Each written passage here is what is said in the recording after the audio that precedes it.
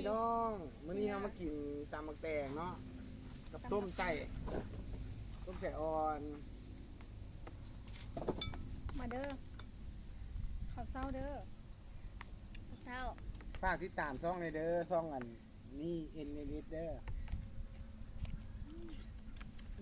แซ่บเลยสดบอกเข้า แซ่บบ่เกาหลีแซ่บบ่ กล้องว่าอยู่ขอแห้งรอบแรกแซ่บไหมเนี่ย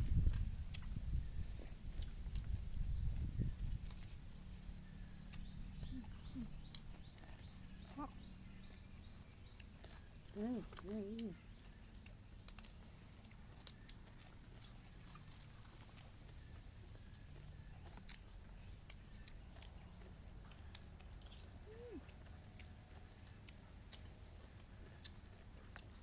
ครับ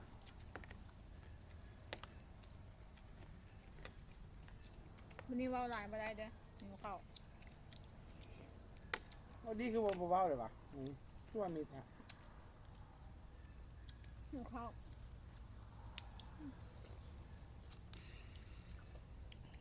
ข้าวแหลกซองมา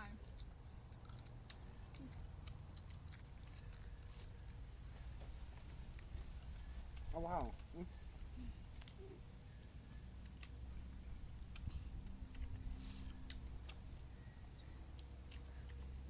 ่ไงเผ็ดเหรอ โอ้แกงแค่กว่าแกง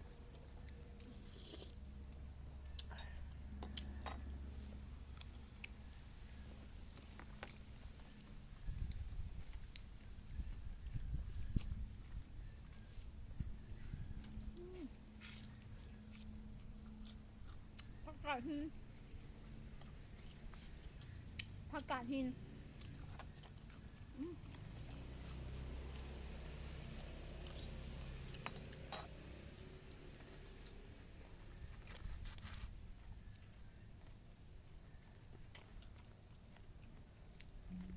ใส่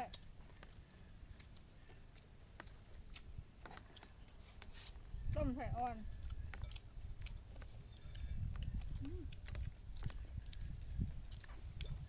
ตำมะแตง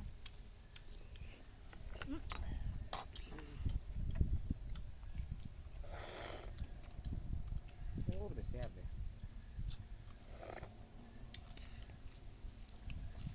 แซ่บบ่ดีลูกคือบ่ปากเลยมั้ย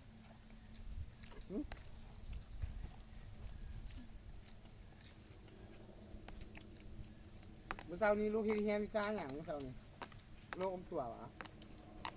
เฮ็ดหยัง เราเห็นดีเด่น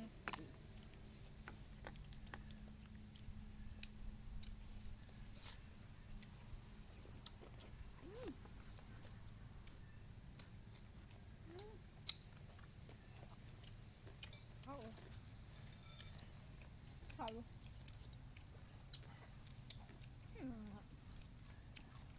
ที่ไหนเดี๋ยว ยันเมียตุ้ยเนี่ยก็ว่าสิลดหุ่น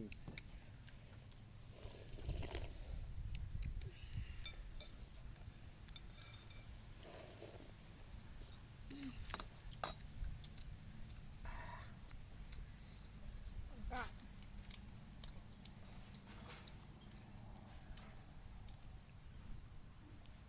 มันแซ่บเลย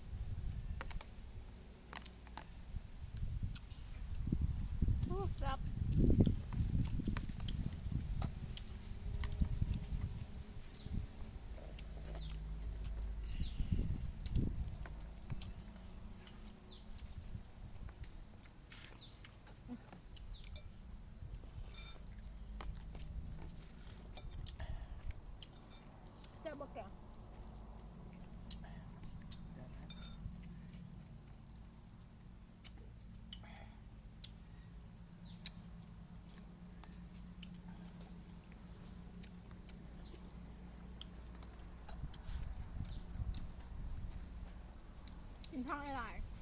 ๆเพื่อสุขภาพ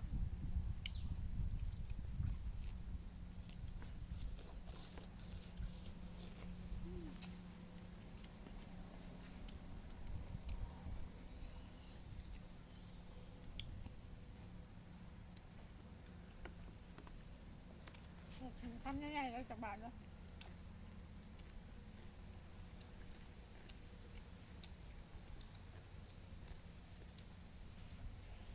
ทำใหญ่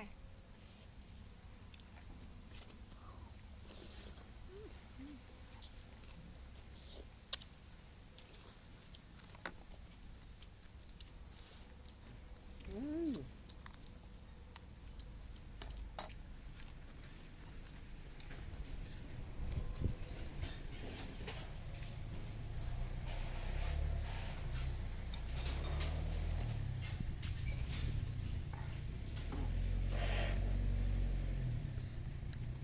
เด็ก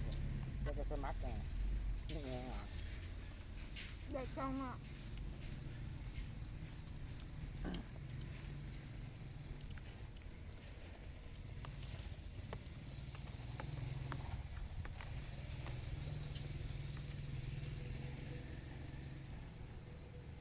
เด็กก็เว่าหน่อยๆเพราะว่าหิวอยู่12 โมงอ่ะไม่ทันได้กินข้าวเช้า ตอนนี้ก็ซึ้งอยู่มึงเอาเป็นไง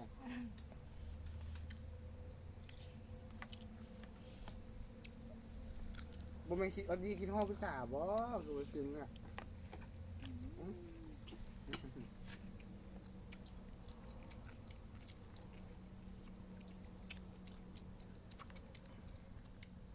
3 พักอันเดียว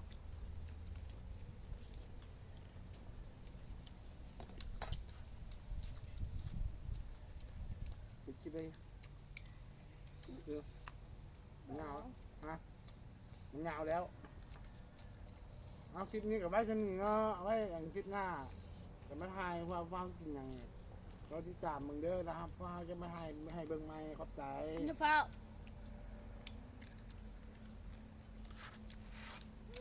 ขอบคุณ